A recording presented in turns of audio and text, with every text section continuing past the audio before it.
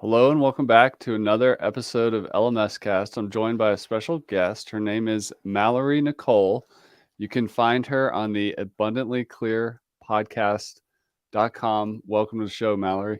Chris, thanks for having me. I'm so excited to start the morning with you. We're going to take a couple tracks with this interview. I'm excited to talk with you. You kind of have two journeys here. One is a coach of CEOs and somebody who helps create transformation in the lives of others. So there's like your subject matter expertise, and there's also your journey as a coach. Where did the coach calling come from to help serve other people and kind of focus in on this particular niche? Great question. I developed some food intolerances years ago before health and wellness became kind of what it is today. With all of the course creators and the world that you and I kind of live in, people talk about health and wellness a whole lot differently than they did 10 years ago. And we have a lot more knowledge around how to sustain wellness for the body. And about a decade ago, I went through some really, really challenging health issues that I wasn't getting clarity on with conventional medicine practice. And in that time, I found a health coaching program. And honestly, I invested in it just for me, for my own health and wellness at the time. Although it was a certification program, I was trying to figure out like what was going on with me and how to get healthy and what I can do to fix the problems that I was experiencing. And to be honest with you, I didn't even know what a coach was at that point. Like other than, a football coach or a basketball coach or an Olympic coach, I had never heard of coaching before. And the entrance into health coaching really expanded my mind into all of this other stuff in the world of coaching. And that led me down a path to continue getting certifications and working with mentors. And I actually started a health coaching practice, and it morphed into what I do now over time. And what do you do now, like in terms of your current coaching practice? Yeah, it's a couple different things. And I've gotten more comfortable over the years with just saying that. Like, it's a couple different things. I don't have like the perfect elevator pitch. I don't have like the one line sentence. This is what I do for everyone, because I do a handful of things for different types of people. To some people, I am strictly like their executive coach. I work with them and other people on their leadership team, and we're doing executive coaching work. With other clients, I'm more of a transformational executive coach. So, maybe their company is going from 3 million and they want to do 8 million, and they're going to have to grow their team. And they know that the growth of the company, a lot of their own personal growth is going to need to happen in order for the company to expand. So I do something with them that's more of a process called internal upgrades. And it really is the mindset and the performance and staying dialed in on their own belief systems, making sure there's no sneaky limiting beliefs in the way of the growth that they're going after. So there's a few different varieties of people that come to me. Sometimes people come to me when they're like, I am creatively burnt out. I feel like I hate my business. I don't know what's going on. I built this wonderful thing and now I'm burnt out. I don't have any time. I have money, but I don't have time. I don't know what's going on. But then there's also some people that are like, I just need to grow my support team. I need to have an executive coach in my corner. I know that we've got big goals, and I want to continue to have people on my team supporting me in the direction of the goals that I'm after. That's awesome. How did you develop like a system or like a framework or your methodology as a coach? That is a good question, and something that personally is challenging me this year. So I'm in the process of writing a book, and it is requiring me to look at, okay, I've got 6 years of calls with people. That's like literally tens of thousands of hours of coaching calls. What is the actual process that I go through to take people through a transformation when I've got different types of people at different stages coming to me? What does it actually look like? And what I found in working with a really phenomenal book coach and working with some other people that have gone through my process with me to help reflect it back, which has been amazing, is that the process isn't necessarily a linear thing, which I know for like selling a course and in the course creator world, that's really not the best marketing thing in the world, but it does come down to 5 principles. So every time I work with someone, there are 5 principles that we end up covering. Now, whether that happens in a linear fashion, 1 through 5, or we kind of cycle back, that's to be determined depending on the person and the season of entrepreneurship that they're in. But those 5 principles are identity work. It always starts with identity work, who we're being, what creates our habits and behaviors the way that it does, what are the stories that we're telling ourselves about success and about the life that we want to live. Vision work, what are the goals that we're going after? Where do we actually want to take the business? There's a lot of entrepreneurial pressure that people find themselves in, of scale, scale, scale, scale, scale. And sometimes that's not what people actually want. Sometimes they want to spend more time with their kids or hiking in the mountains. But because they've gotten in such a hustle and grind mentality in the entrepreneurship space, it can be a little hard to really pull back some of those layers and find alignment in their business. So vision is really, really important to me on getting clear of, not necessarily what you can achieve, because we all have limitless potential, but what do you want to achieve? What does success actually look like for you and your business and where you want to take your company? After vision, we look at structure. That is like the systems and the behaviors and the habits, both personally and in the business, that set you up for success. Boundaries is a big one. I don't necessarily think that burnout is the problem. I think that it starts with a boundaries issue that actually creates a lot of entrepreneurial burnout. And then the last one is communication. None of these things work unless we work on our own expression of self and communication. And that is a lot of team dynamic. Are you actually communicating to your team what you want to achieve? Or are you just becoming a manager of people? A lot of the clients that I work with come to me and they're like, I just feel like I'm managing everything in my life, and that's not really what I thought life was going to be. And as a person in the CEO seat running a company, and they just need some help with a new energy, addressing things differently, working on different communication styles so they can build leaders within the company to give them more space to let go. Wow, that's solid. Let's dig in on the identity stuff a little bit. Tell us Mhm. more about that. Like, if you're leading a company or you're an entrepreneur, like how is identity getting in our way, or what are we where do we have room to grow from in there? Yeah, there's usually 2 types of people that I see. There's 2 patterns that happen. There's the person that leans in and the person that leans out. And what I mean by this is, because this is actually what I see happen, is when problems start to arise, the control sets in. So this is the CEO, and this is totally a hypothetical. We're not saying that all CEOs find themselves in bucket A or bucket B, but this is a CEO pattern that when things get stressful, they become the decision maker. So versus building people in the team to become their own leaders, what they do is they become the solution for every question that needs to be asked. And that really creates a bottleneck in the company.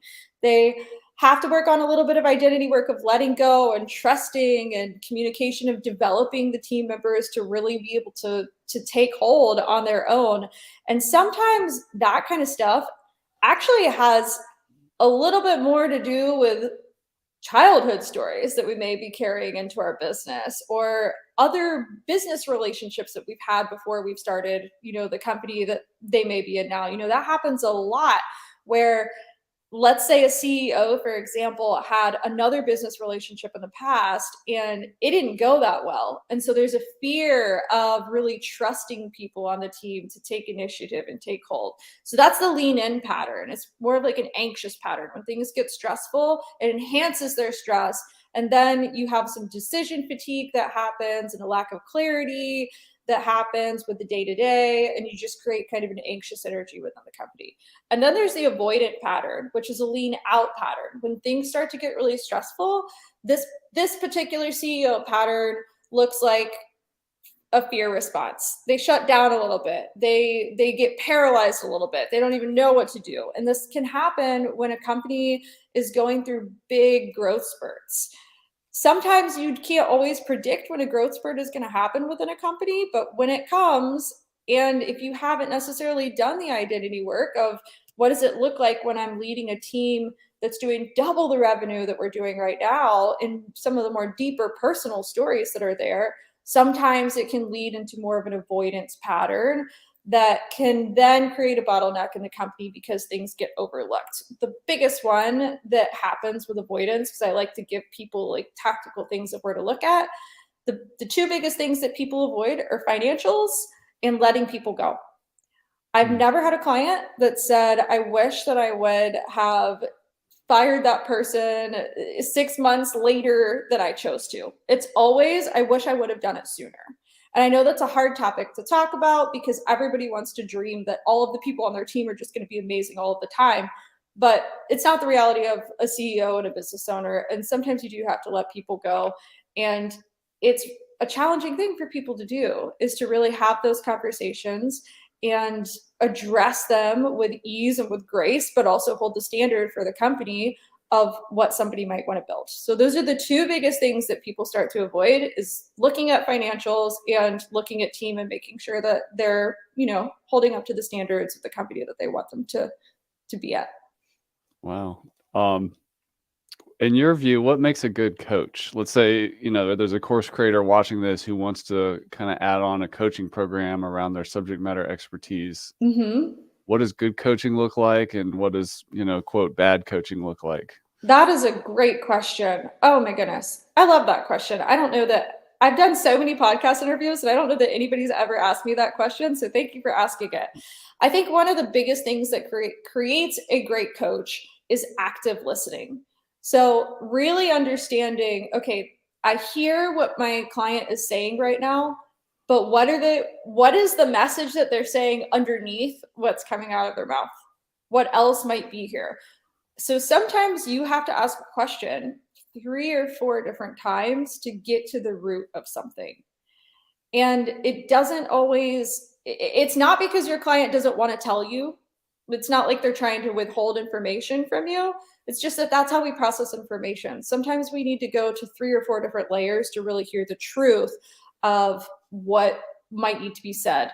So one of my favorite questions to ask my clients is, if we're really ripping the Band-Aid off here, what would you say to me about this? And they go, oh man, that's a great question. And it's like, well, it's the same question that I just asked you, but we're just going one layer deeper to have that transparency and honesty with yourself. And developing that skill, because that is really a skill of being able to be present with your clients and just really listen to them and not feeling like you need to always provide the solution. One of the things that really helped me become a good coach is doing my own work on not attaching myself to my clients' success.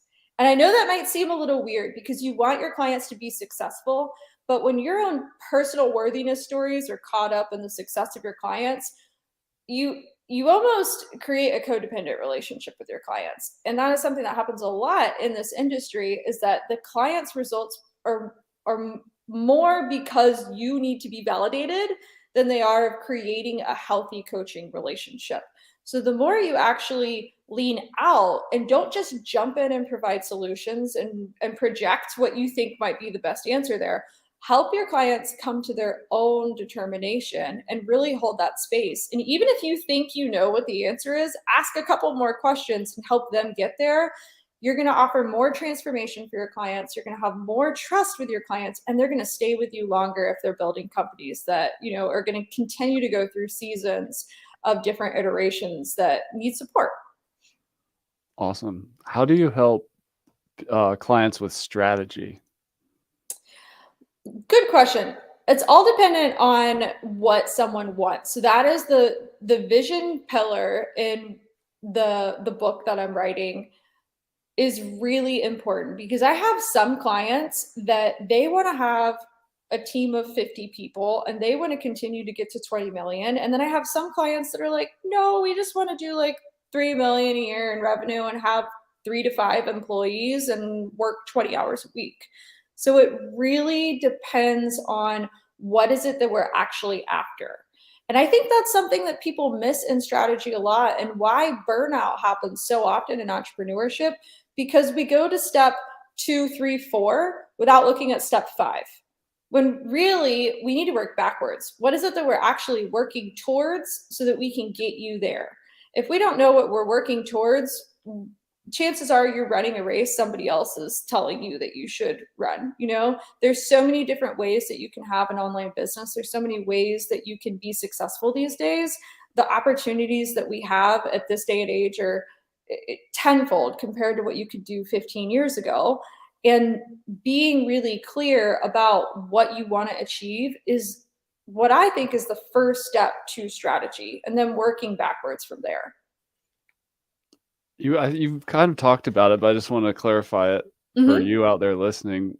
What's the difference between executive coaching and transformational coaching? Yeah, that's a great question. Transformational coaching has a little bit more, well, I shouldn't say a little bit. Transformational coaching has a lot more to do with the deep interpersonal relationship of self. So you are looking at things like, why might I be avoiding conflict? I have a lot of people that come to me that are like, I avoid tough conversations in my business, and I don't know where that comes from. And it's something that I need to clean up because it's going to help me be a better leader. Or an example of transformational coaching, a transformational coaching need that someone might come to me with is, it doesn't matter what I do, I seem to keep dragging myself back into the business. Even after I hire a team and I hire support, I'm still working 50 hours a week. What is going on there? That's actually not a strategy thing. That is a little bit of a possible addiction to chaos or a need to be needed. Like there might be something deeper going on there that needs to be cleaned up as to why you would create the systems and the structure and you've got the success, but you still find yourself continuously caught up in the momentum. There's something more personal going on there. Another thing that people come to me with that requires more transformational work is, I'm not as creatively energized in my business as I once was, and I'm not sure what's going on there either. It's something we don't talk a whole lot about in entrepreneurship because it's way more fun to talk about the fun things, right? Everybody's happy all the time. But we all know that in entrepreneurship, you go through different seasons of it, especially those of you that are listening to this that are like going on 8 and 10 years that you've been doing this. Maybe you're getting a little bored, and that's okay. And how often do you hear people talk about, yeah, it's okay that you built success and you're getting bored, and what's next for you?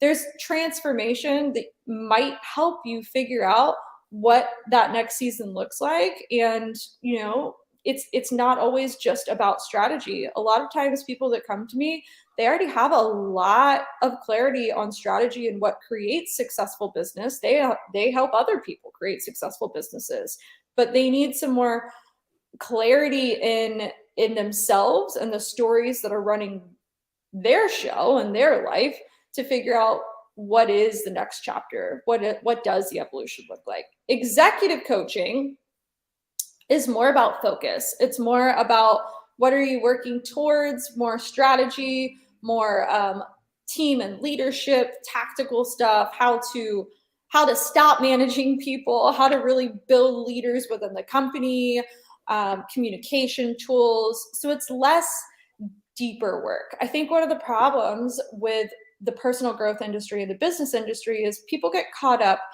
in that you need to go do this personal growth stuff, and that's going to like fix your business, or you need to go do the strategy stuff and that's going to fix your business, when a lot of times it's both. It's we continue to grow and evolve as people, and we also need to look at the tactical strategy pieces of our business too and have both of those worlds work together. And I think that's something, more in the female industry of entrepreneurship, but it's either one or the other, and we've got to work on both. How did you develop as a coach with the inner game, outer game kind of balance where those two worlds do work together and you help people do that? Like, how did you, like some people I see as like really good strategists, but not so much transformational type people. And then Mhm. other people like really extreme personal development stuff. But how did you become strong with the blend of both yourself? So my background before this was in engineering, and I've always had a way of seeing things in pieces and Systems? how things, yeah, and Yeah. how things connect. But the mentorship that I did when I started getting into transformational coaching was really about childhood programming and limiting beliefs and the stories that are running our life. And that was really useful. And I use it all the time. But I couldn't unsee the other things that I already knew. So in that training, it was very intensive. It was like a 2-year training, and I worked underneath someone, and she really helped me like working with her was the most transformational thing I have done in my business to this date. But in working with her, I also was very clear that there's all these other things that I'm seeing in people's businesses, and I'm not going to not vocalize that too. I'm not going to just have this pigeonhole of, okay, I'm learning this stuff with this mentor. This is the only thing I can focus on, because there's this whole other part of my brain that was like, yeah, but what about this and this and this and this and this? And so naturally, I just kind of let those blend. And I say that on my website. I say it to people on calls. And I think people, it's not for everybody, but the people that it is for, they love the transparency, they love the honesty, they get it, and it's a really good fit. The people that I work with are not afraid to do the deep work, but they also understand that that's not where we're going to live. We're not only going to just do deep work for the next 3 months or 6 months or whatever. We're going to focus on the business and the tactical pieces too, because it all works together. If you look at CEO entrepreneur types, I know that everybody's different and there's nuances, but are there any particular stories that you see the CEO, founder, entrepreneur types get stuck inside of that is holding them back? Like that's pretty common across all your clients or those types of people? Totally, totally. And this took me a little while to figure out because this question comes up a lot. But the book coach that I'm working with, it's been really, I know I alluded to this earlier, but it's been really transformational for me just to rehash a lot of the conversations that I've had, a lot of the processes, because it's not something I've ever done with someone to sit down and really look at, like, what is it that you're actually doing when you're doing the transformational work? And the story that it keeps coming back to, and something she said to me a few months ago, was, you're teaching people how to receive. Because what happens when a CEO goes from, making $30,000 a month to building a really large company? You have to learn how to receive support. You have to learn how to receive feedback without it totally shutting you down. Receive objective feedback from your team and not take it personally. You have to learn how to receive more money without it making you feel uncomfortable. We all have weird money stories sometimes that we have to address and clean up and go through. Most entrepreneurs, anyways, I shouldn't say all, but a lot of entrepreneurs do have some money stories that, when they are cleaned up, it enhances their business. You have to learn how to receive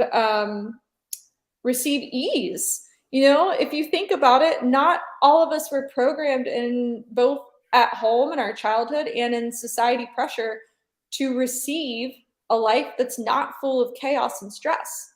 And that can feel very unnormal to some. If you are somebody, especially if you're listening to this and you grew up in a house that had a lot of chaos and maybe there was a little bit of trauma, you might notice that your business relationship is mirroring that. And learning to receive that ease is something that will help clean up the energy that you bring to your business. So, really, a lot of it goes back to, is it okay? Those stories that we're telling ourselves in our mind, is it okay that I'm receiving all of this money and that I have 30 or 40 employees relying on me, and that I'm growing into this person that, is doing big, great things? There's a lot of times that I've seen clients create more stress because they have team relying on them. And the story becomes, all of these people are relying on me, right? There's a deeper story there that creates more enhancement of the pressure they put on themselves, and then the amount of stress they carry around on the day to day. When we start to untangle that a little bit and just go, yeah, so what? You're really smart and you're brilliant and you built a great company and you've got a bunch of employees. Why is this such a big deal? The energy starts to shift and they go, oh, I didn't even realize the amount of emotional pressure that I was putting on myself to carry the weight of these 30 employees, right? Some of it is really just the intention that we're putting that creates how we experience it. What's a example money story that where it's counterintuitive, like people don't realize that they have this money story that's keeping them from growing? A lot of it has to do with deservability about money. And my thoughts on money have even changed over the years of my own growth. Some people some people work really hard to make a lot of money, and some people don't. You know, all of us know people in this world that have a lot of money and they didn't work really hard to make it. They just happen to have it. Maybe their parents had a trust or something, or maybe they stumbled upon a really brilliant idea and got into the market at the perfect time, and their success took off really, really quickly. Now, in the personal development space, a lot of what they preach is your worthiness equates to how much money you will allow yourself to receive. I don't really think any of that's true. I think some people make a lot of money and some people don't. And there are a lot of people that work really, really, teachers work really hard, right? They don't make a lot of money. That doesn't really have anything to do with their worthiness. But when we bring our worthiness and deservability into the money stories that we create, then it gets a whole lot more complex. When none of us really deserve the money or don't deserve the money, if we're looking at more of like if we zoom out a little bit and look at more of a spiritual level, if we don't make money about deservability and we just make it about objective business stuff, are you doing the right things to get more customers? Yes or no? Okay, great. Then it doesn't become such a personal, emotional money journey that we ourselves get tied up in. So part of the process in what I do with people is interesting, Chris, because it's actually removing the emotion that people don't realize they're carrying and being more objective about it, which makes things easier on the mind and on the body and on the spirit as they're moving through their business growth.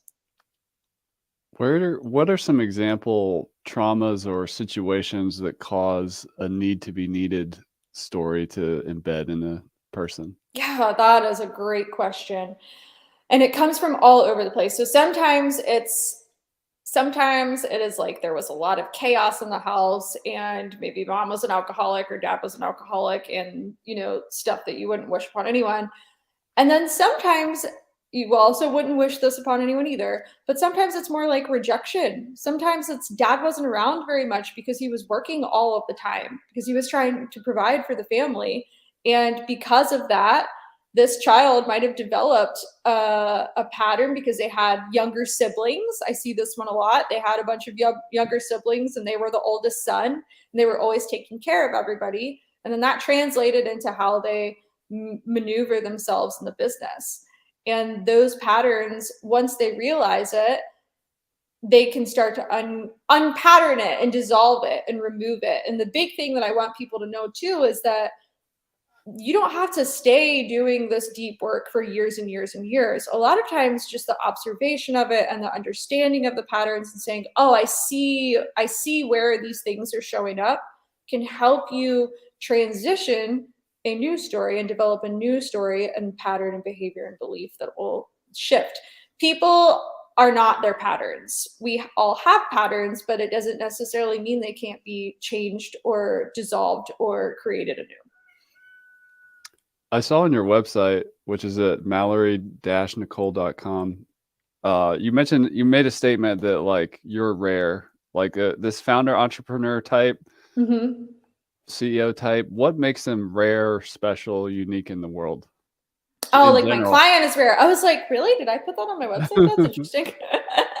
I think it's on your high-level the high leaders level page. leaders. Yeah.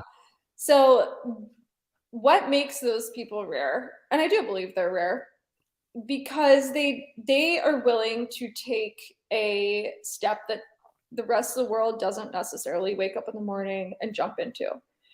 The clients that I work with are typically running companies doing 3 to 22 mil, and their responsibility is a lot more than most people's responsibility. And their risk tolerance is a lot higher than most people's risk tolerance. Their innovative thinking is a lot higher than most people's innovative thinking. And because of that, the problems that they deal with are often more complex than problems that, a lot of other people deal with. That I don't want to get into this hierarchy thing, but people that solve problems at that level, it's really important that they have support for them, that they have people that they can go turn to. I found that just going to a therapist, a lot of the clients that I've worked with, just going to a therapist doesn't really give them the clarity that they need for certain things that they struggle with.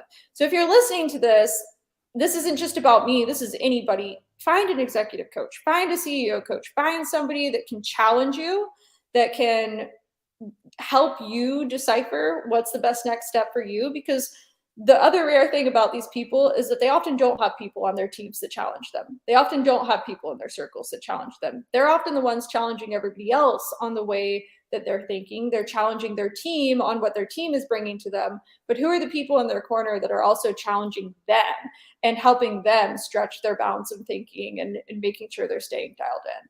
So, I mean, it is a little bit of a rare breed of people. It's people that, like, they have a hunger that is never going to go away. It's what they want, and I love supporting people like that. As a podcaster, Mallory, I normally don't ask people 2 questions at once, but I'm going to do Yeah. it this time because I think it provides some healthy contrast. If you're coaching somebody and you're trying to help them, what would you say in terms of partnerships? What are keys to a great partnership at work? Let's say, 2 entrepreneurs leading a business, 2 or 3 leading a business together, and then contrast that with leading a partnership at home, or not necessarily leading it, but just having a successful partnership at home with a Mhm. spouse who is not of a similar personality or entrepreneurial type. Like, Mhm. how do we have really healthy partnerships at all levels? Yep, and I love that you asked those at the same time because they really are the same. Okay. They're very similar. We could talk about each separately and create our own conversations, but what it really comes down to is expectations, vulnerability, and communications. Did I say communications is plural? I said it plural. Yeah. Communications, because there's so much communications. Right. There's body language, there's verbal, there's communication isn't all of it. Business partnerships, one of the things that happens most often as to why business partnerships don't work out is the expectations aren't right from the beginning. You jump into it based totally off emotion, and you're not talking about objectives that both of you want to achieve. And when you get into a business partnership and a business relationship and you haven't had some of those further conversations about what do we both want this to look like, then it can get kind of sticky. The same thing happens in a marriage. When you get into a marriage and you don't have conversations, which requires vulnerability about what does success look like in this marriage. I think it's really healthy to approach a marriage with a similar frame of mind that you would approach a business, of kind of like a business relationship. And that doesn't mean that your marriage is going to be business oriented or there's not going to be intimacy or connection or anything like that. But setting aside those times for saying, okay, who's going to be responsible for this and who's going to be responsible for this? And are we on the same page? So there's not patterns where you think you're doing the right thing and your spouse thinks they're doing the right thing, or same in the business partnership, you think you're doing enough and the other person thinks they're doing enough, but one or both of you are left unhappy because that lack of vulnerability and communication doesn't happen. Vulnerability is something that everybody needs to have vulnerability in their relationships, and just that willingness to have the deeper conversation than maybe you think you need to have. Go a step deeper, share what is it, what's really underneath this that we can get to that can create more of a transformation or better enhancement for our relationship, whether it's business or marriage. Don't be afraid to have those conversations, because those are really what change the trajectory of where the relationship is headed. And it all comes back to, again, expectation and communication.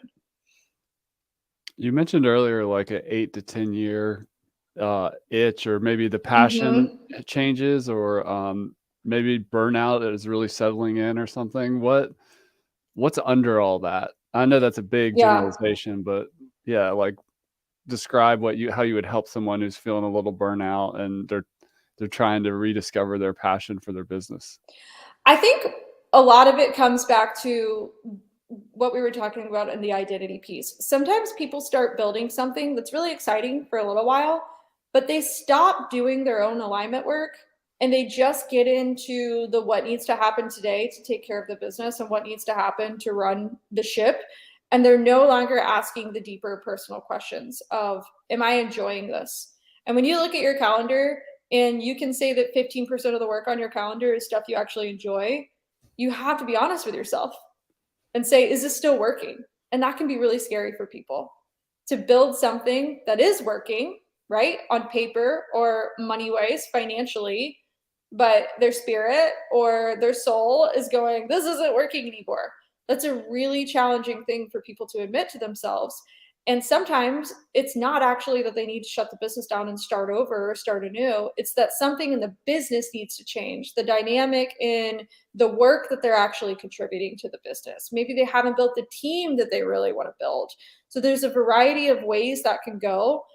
It isn't a one path thing for everybody, but the first step that I would ask anyone to look at is to look at your calendar and do an energy audit and go hour by hour. How excited am I about this work that I'm doing, and rate it? And if you get to the end of the week and more than 50% of it is stuff that you just like can't stand doing, something needs to change. Any other energy management ideas? I'm sure you have them, but like what if we want to increase our energy? Because founders, entrepreneurs typically love their work. Mm-hmm. Burnout gets in the way. Workaholism and not sleeping gets in the way. There's all kinds Mm-hmm. of bad habits that get in the way, but how do we better manage our energy, which is one of our most vital resources? Mm-hmm. This is where we get more into like the holistic side of it. Macros, count your macros, eat the appropriate nutrition, and I love walks. I Yeah. know that sounds like, we're looking for the hack, but I actually am a big believer in let's get rid of the hacks and go back to like primally what our bodies need. Walks are a saving grace for me. I walk in the morning, I walk at the end of the day. My husband and I both do. We both work from home, we both work in the entrepreneurial space. It can be really easy for both of us to sit down at the table and just continue talking about work into dinner without that transition period.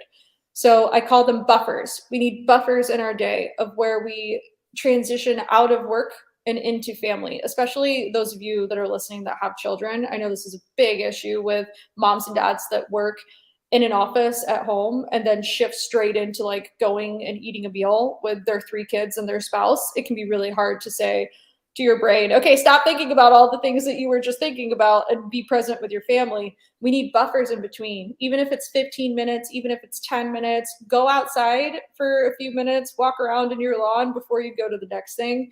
Have buffers. That's the granular. And then also for CEOs, I highly suggest quarterly solo retreats.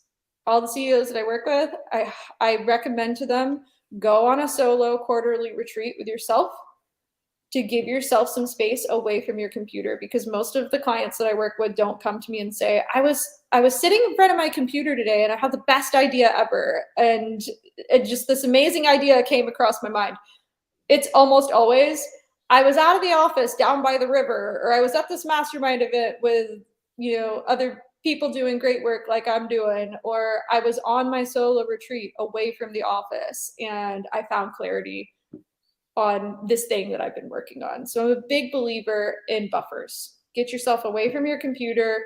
Your mind is still going to think about your business. It's what we do. We love it. Our passion is in it, but we need the buffers in between.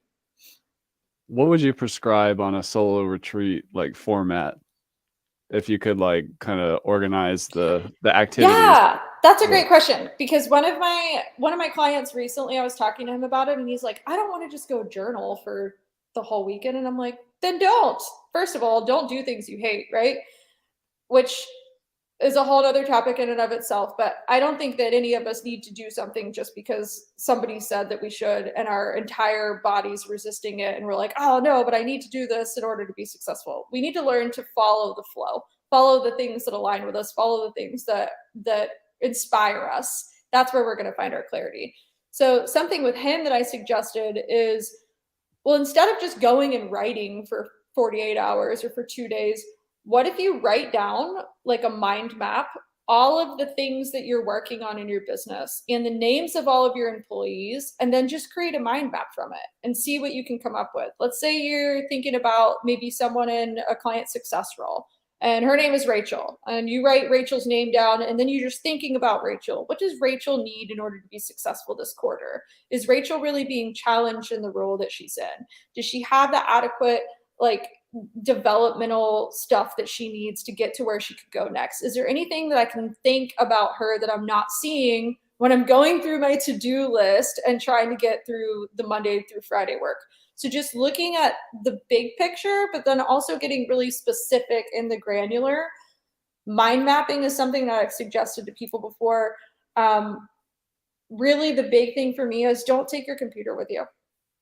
We think differently when we write than we do when we type or when we're checking emails. So even if it's a 1 day retreat that you're getting away, whatever it needs to be, I suggest that people don't necessarily go to try and solve specific problems, because then you're going with an intention that you're going to have like a great big outcome, and maybe that's not going to happen.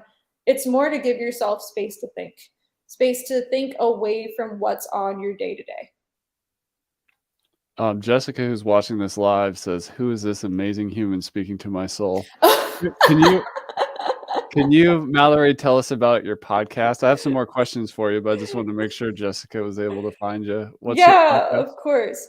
It's abundantlyclearpodcast.com, and it's on all of the platforms. And just a quick tip, if you want to listen to my podcast, what you're going to find are solo episodes. They're less than 10 minutes every single week. But if you go back into a couple years ago episodes, you'll find interview episodes. But the podcast is really just like a lot of the topics that we're talking about, the emotional piece of it, but also the practical piece of it and how they blend together so that business owners can be successful. And it's short and sweet because I know my clients, they're busy. I try and make it custom to the people that I work with. Awesome. Going back to the solo retreat idea, I actually have a sabbatical coming up, which I've never done before. Oh, nice.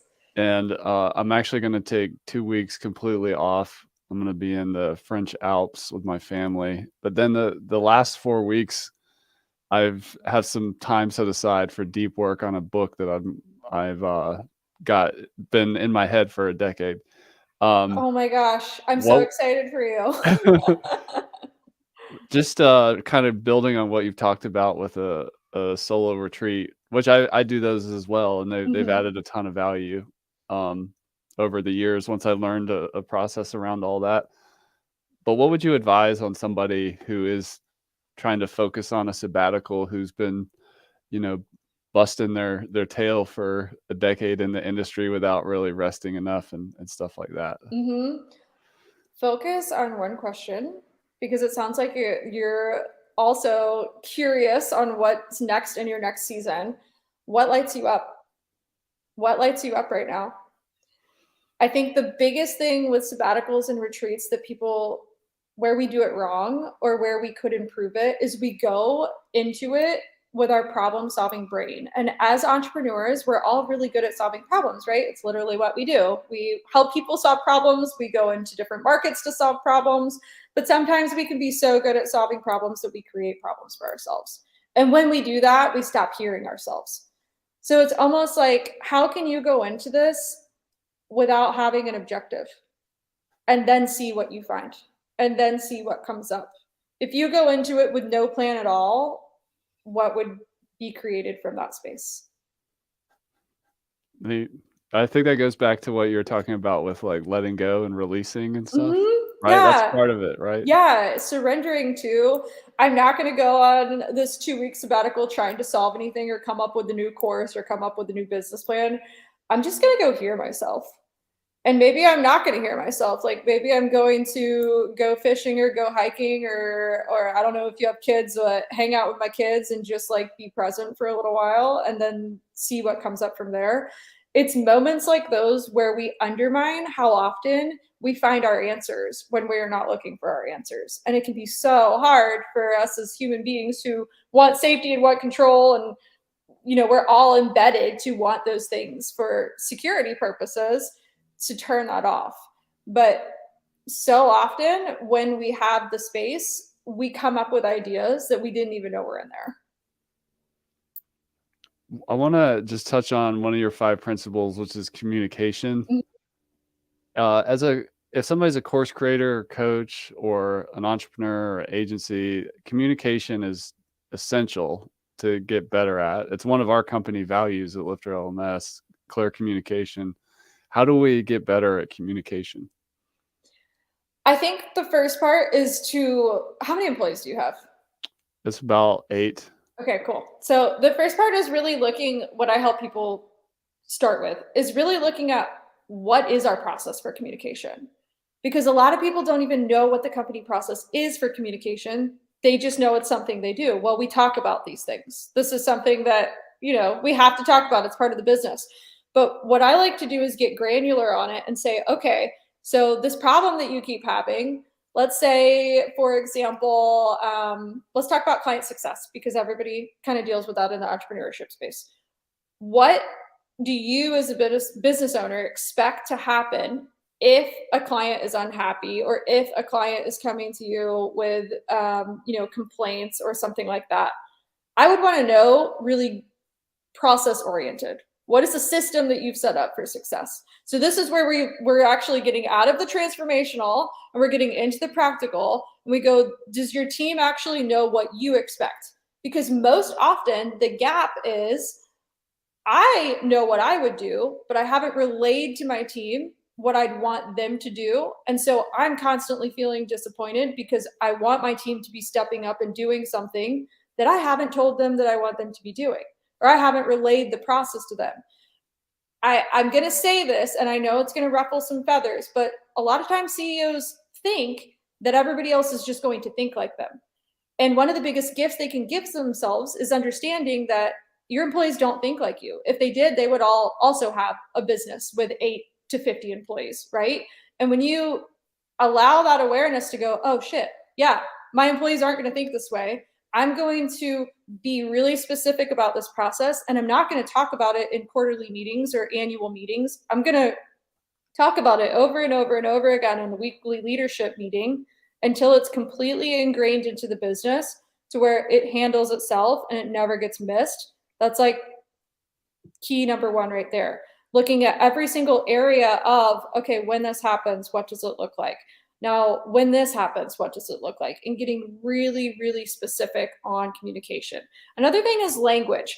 Versus saying, hey, team, I want you to get this done, changing your sentence to, my intention is to get this done by next Friday. What needs to happen in order for you guys to be successful? That is so different as the receiver from hearing, my boss just told me I need to get this done by next Friday, to, oh, my boss is asking me what I need to do in order to be successful to get this done by next Friday. Let me sit back and think about that for a second and come up with the answer and give it to him. It puts your team members in a power position to where they can take ownership of their responsibility. And that is really how you develop leaders. You start coaching them and you stop telling them.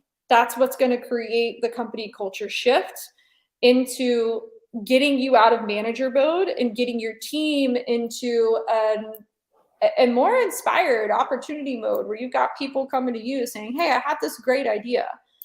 It's an unlearning process, but it can be really impactful for the business. That's awesome. And you've got some people watching this live tagging their friends, so you're definitely hitting hitting some nerves here. Last question as we get ready to land the plane here. You mentioned like not taking things as personally or zooming out more into the executive coaching style of but I know a lot of founders they're very emotional or they're very attached to their business. I know there's scientific studies where seeing their logo gives them the same brain response as looking at their at a child, their baby, their child. So how does one detach and be a little bit more objective and develop that skill set? Yeah, I think the first thing that I would want to say to that is that we're not detaching your inspiration. We're not separating your inspiration from it. That's not what we want to do. But the more you become less reactive, the bigger your inspiration can get, because then you have room for creative energy. If you're in reactive mode all the time, you're actually not working the part of your brain that's in innovation, that's coming up with new ideas, because you're constantly trying to fix the problem, right? And it's a skill. The other thing that I want to say to people too, going back to that, a lot of people either do the interpersonal growth or they do the strategy piece. Emotional resilience is a skill that is built. It is not, I did 4 sessions with a coach on inner child work, and I am now emotionally resilient, and I never react or respond negatively to anything. It is all of these things that I talk about. I believe they're skills that we built. It's not I went to the retreat in Bali and I fixed myself and I never do that again. We are constantly evolving in entrepreneurship, in marriage, in our relationships, in every part of our life, and continuing to look at, I don't want to say from the deficit of how can I always improve, because that can have a negative connotation to feeling like you're starting each day from the negative of how can I always improve, but being willing to be honest with ourselves about what are the areas of growth that are available to me right now that would better my life if I focused on them. Awesome. Malorie, could you describe, a perfect fit client for you and how if somebody's interested in working with you, what they would need to do? Yeah, absolutely. So, one of the places that I tell people to start is to go to my website and to take a 10-question quiz. It's called Do I Need an Internal Upgrade? And that tells you if you need a little bit of transformational work, or I will remove the word need. That tells you if some transformational work is available to you in your business growth and if it could be something that could enhance where you're going next. That's the biggest thing that I think helps people go, oh, maybe some transformational work is actually helpful for the next stage of where I'm going. It's really easy. It's 10 questions. And I promise all answers do not lead to yes, you need an upgrade. There is actually a solution on there too, a quiz result on there that's like, no, you're doing great. Keep going. Because one thing for me that I'm super big about in my work is it's really boring to work with someone that doesn't need my help. What are we going to do? Sit on the phone every other week or every week and just make up problems? Like, I'm a big believer in not creating problems where problems don't exist. So, really understanding, and for anybody listening to this looking for a coach, really understanding again, expectations wise, what are we actually going to be working on together? What does this look like? What are we going after? That's going to give you the best success that you can with the coaches that you work with. One of the reasons I think we hear in the coaching industry of like, oh yeah, I worked with this person, it wasn't that great, blah, blah, blah. Disappointment is because that first conversation, the expectations aren't actually clear of what you're going out to achieve. So to answer your other question that I haven't answered yet, the perfect fit client for me is somebody that listens to a piece of content and goes, oh my gosh, I need some deeper work. And this is resonating. Like, it's someone that's not just looking for a business strategy plan that I hand them. That's not to say that those aren't really useful. I'm just not the person that does that. It's not my zone of genius. It's not my thing. So if you're looking just for strategy, probably not the best person. Most of the people I work with, again, are founders or owners doing 1 to 3 to 20 million, and they have teams of 5 to 50 people. They usually fall into that category. So it's more of a feeling thing than anything. It's less about numbers and more about feelings. Awesome. And It's like an intuitive yes. and tell us about your podcast one more time. Oh yeah, the podcast is abundantlyclearpodcast.com. It's less than 10-minute solo episodes, once a week on all of the principles that are going to be in the book. The book will be out in a couple months. And it's just the best way that I can help people coach themselves without actually doing coaching work with me. Do we have a title for the book yet?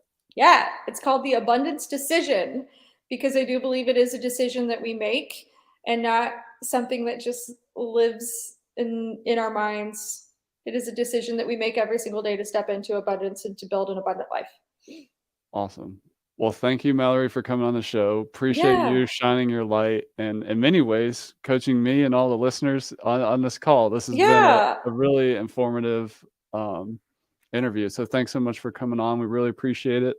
Go check out Malorie's podcast, check out the book, and we'll have links to all that stuff below the show notes. And I hope you have a great rest of your day. Take care.